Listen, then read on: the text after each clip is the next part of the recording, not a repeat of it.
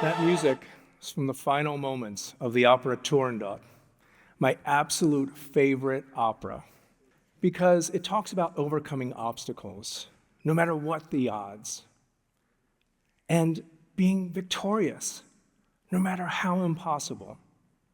And I thought that really fit today's theme about determination, and certainly fits the theme of my talk about demons and drivers. So with that, let's listen to some more music.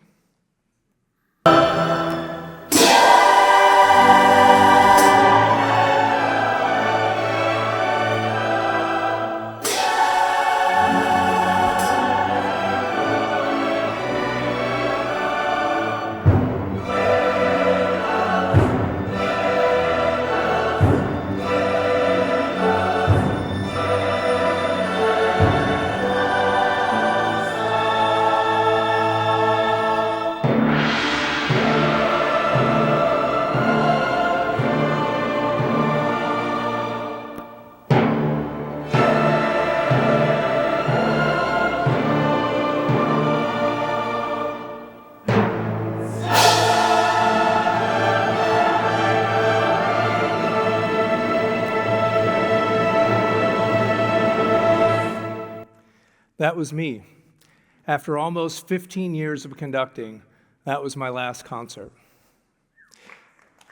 Thank you. You know, people always ask, what was it like to be a conductor? And do you miss it?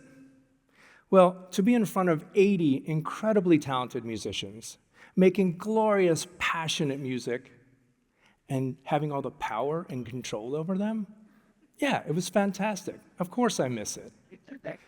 When I was a kid, I went to the Baltimore Symphony Orchestra concert.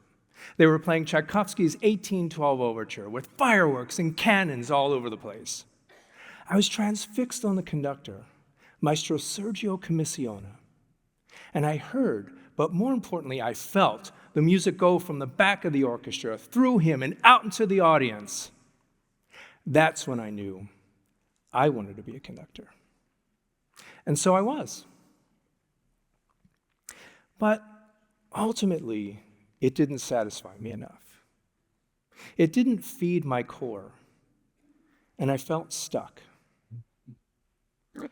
When I was growing up, I was always very entrepreneurial, always trying to make a dollar, from fairs in my backyard to haunted mazes in my basement to making and selling fried dough in my mother's kitchen and destroying it in the process.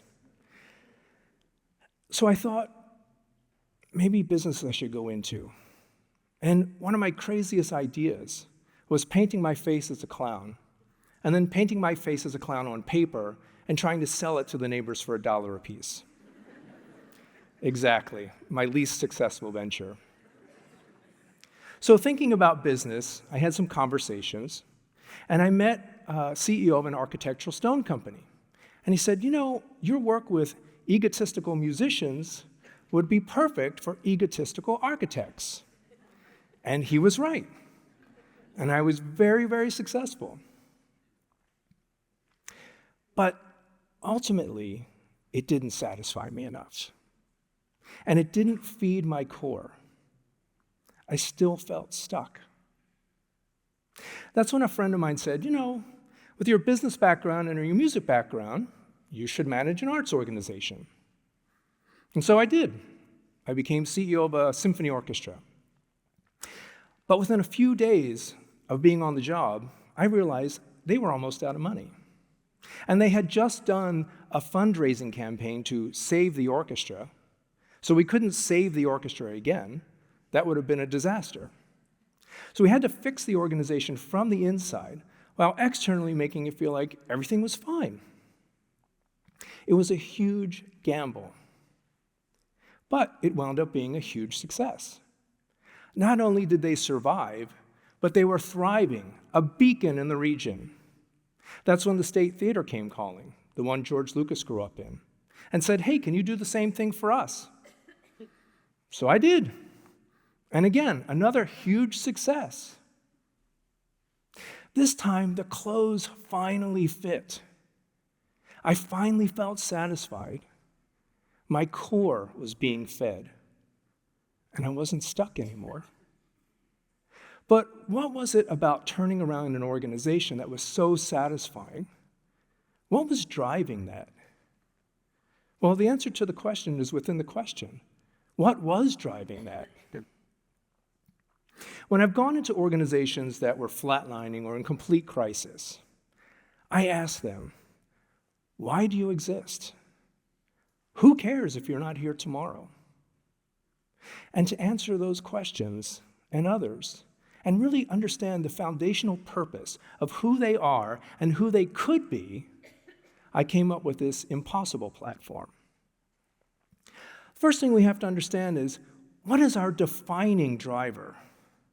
Not what's our hope or our belief or our value or our passion, but what's at our core, our innermost core. And then we have to understand, what is our superest power? What can we do better than anybody else or differently than anybody else? And it doesn't have to be curing cancer. It could be that you're great at storytelling. My superest power is I can walk into a group of people arguing, get them to consensus, and have it feel like it was their idea. Sort of a professional manipulator or referee, as it were.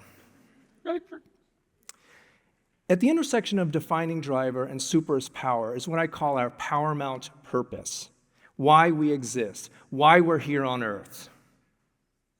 And if we can take our defining driver and our superest power and make money at it, then that's our market value. At this intersection is our professional purpose, our business life plan, providing us the resources to be successful now and into the future. Back on our paramount purpose side, if we really channel our defining driver and our superest power, that will help us with that centeredness I was looking for, and help us get unstuck. But how do we even begin to identify our defining driver? Well, after talking to many people over many, many years, I realized there's a through line. That our defining driver actually stems from a demon in our childhood, a childhood stressor that if we could course correct, if we could exercise, we could channel that into our defining driver for success both now and into the future. Let me give you some examples. I have a colleague of mine who was in a car accident when she was a child. Her mother died on her lap. She took that demon, course-corrected, exercised it into her defining driver of providing safety for others. And now she's a very successful insurance executive in the country. I have an executive management student who had food scarcity issues when he was young, not enough food around the table. He took that demon, course-corrected, exercised it into his defining driver of being a provider for his family and for his team. As a matter of fact, he's a very successful vice president of a corporation and doesn't want to be CEO because he wants to be in that supportive role because it feeds his core. I have a first-generation Chinese-American mentee whose parents didn't think he'd amount to much, didn't really support him, and quite frankly, didn't even really like him. I mean, how's that? But he took that demon and he course-corrected, he exercised it into providing a sense of belonging for others. And now he is the director of diversity, equity, inclusion at a company and speaks about it all over the country. My demon is that I saw my mother being brutally beaten by my father, her blood splattered on my bedroom walls. I was also sexually abused at the hands of the Catholic Church and the Boy Scouts for 8 long years, essentially erasing any childhood I should have had.